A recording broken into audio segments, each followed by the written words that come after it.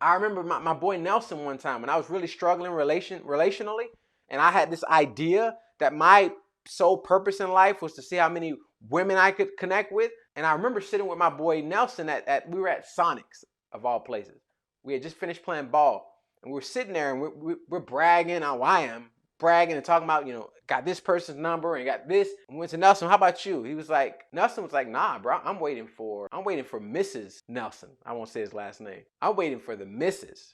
I'm gonna keep all this waiting for her. And that was the first time I ever had a friend of mine like have that kind of mentality and perspective. My first thought was, what's wrong with you? Who would want to do something so silly? But as time went on, I began to really respect and admire that, because that's the harder route. It's harder to wait and to prepare yourself for that commitment. Only a real man can do that. Any little boy can go into a candy shop and get as many pieces of candy as he can hold. And that was me. But it took being around someone who had a major impact. This is my point here.